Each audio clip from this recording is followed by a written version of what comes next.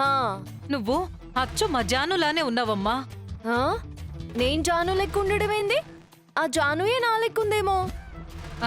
సరే తల్లి, హా, జానువో బానువో ఎవరైతే ఏంటి, నా పసుపు కుంకాలు కాపాడావు. హ్మ్. సర్లే ఇక నేను పోవాలే. హా? సార్ని మంచిగా చూసుకోండి. హా? అది కాదమ్మా, వెళ్దూలే. ఒక్కసారి లోపలికి రమ్మా. ఆ, అబ్బా వద్దమ్మా. రామ్మా, అరే. రామ్మా, రామ్మా. ఏంది గట్ల గుంజుకుపోతున్నావు?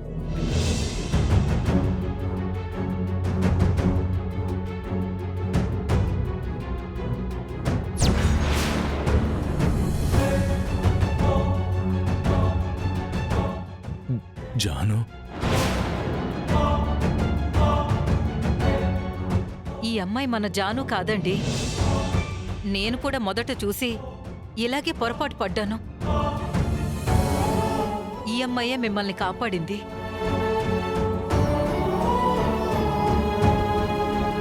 అయ్యో బాబాయ్, గట్లేమోదు. హా? ఏం చేస్తురు మీరు? మంచిగా ఉండుండ్రి, అంతే చాలు. గిట్లేం చేయకుండ్రి. హా? మాకెంతో సాయం చేశావు. నిన్ను ఒట్టి చేతులతో ఎలా పంపిస్తాం చెప్పు? విశ్వ రాకముందే ఇక్కడి నుంచి ఎలాగైనా బయటపడాలి. చెప్పమ్మా, హ్మ్? నువ్వెక్కడుంటావు? మీ అమ్మ నాన్నలెవరు? ఏం చేస్తుంటారు?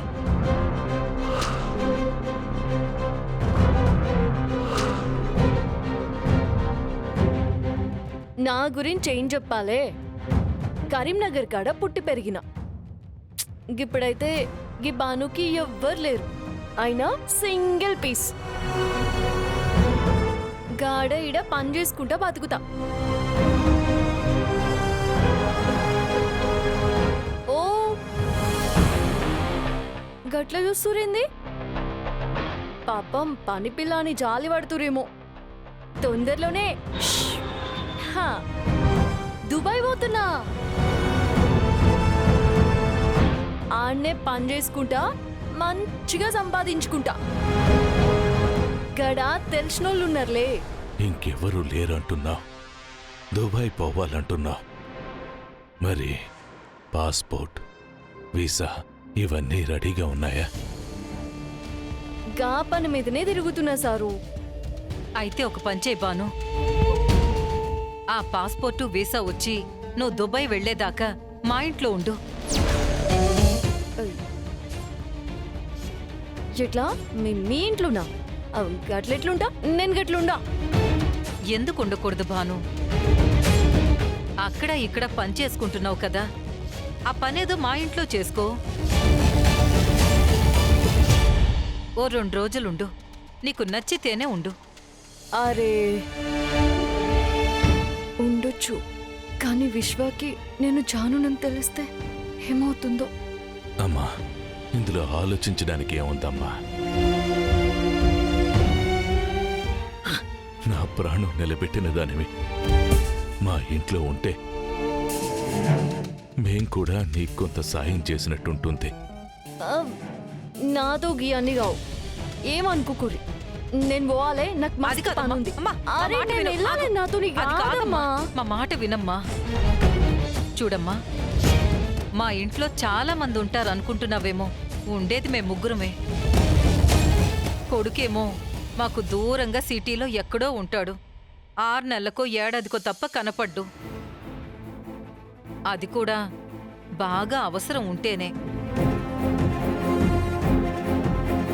అంటే విశ్వ వీళ్ళకి దూరంగా ఉంటున్నాడన్నమాట.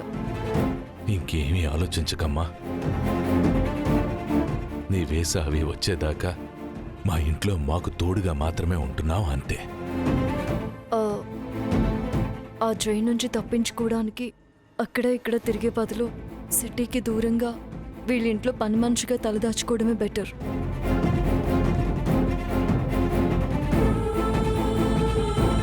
గట్లనా?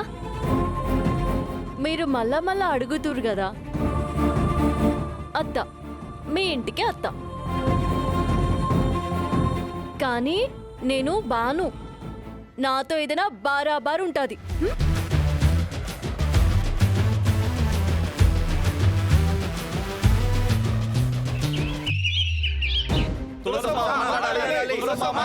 ఆపండి.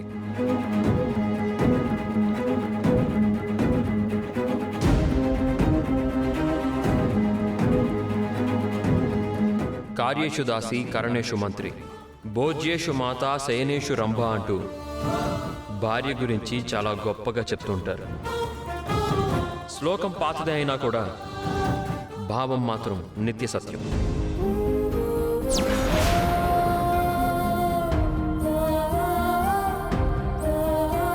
ఓ కుటుంబం సంతోషంగా ఉండాలన్నా, ఆ కుటుంబ పరువు నిలబడాలి అన్నా, నలుగురిలో గౌరవంగా ఉండాలి అన్నా, ఏ కుటుంబంలో అయినా సరే కంపల్సరీగా ఉండాల్సిన వ్యక్తి మంచి నడవడిక కలిగిన ఆడది.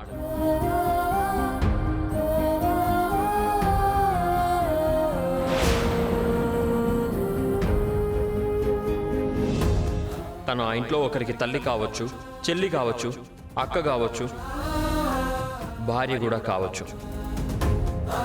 నా విషయంలో ఆ అదృష్టం భార్యగా వచ్చింది.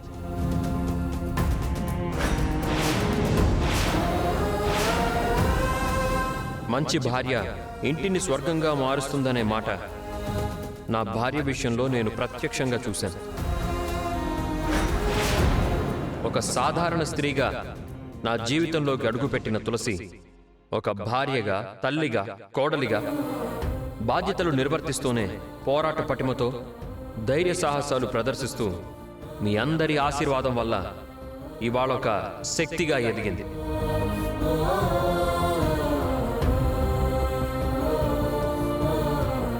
ఈ శుభ సందర్భంలో మీ అందరికీ నేను ఒక విషయం పంచుకోవాలనుకుంటున్నాను. నువ్వు ఉన్నా లేకపోయినా కాలం ఆగదు అంటారు. నువ్వు బతికున్నప్పుడు నీలో ఉన్న మంచిని బతికించు. ఆ మంచే నువ్వు లేకపోయినా కూడా నలుగురిలో నిన్ను బతికిస్తుంది అంటారు. అలాగే నా భార్య విషయంలో కూడా జరిగింది.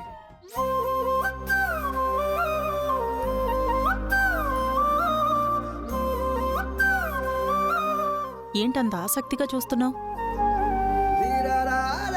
చూడటమే కదా మనం చేయగలిగింది. ఇక మీరందరూ ఎప్పుడెప్పుడా అని ఎదురు చూస్తున్న తరుణం శ్రీమతి భైరపనేని తులసి గారు మాట్లాడబోతున్నారు.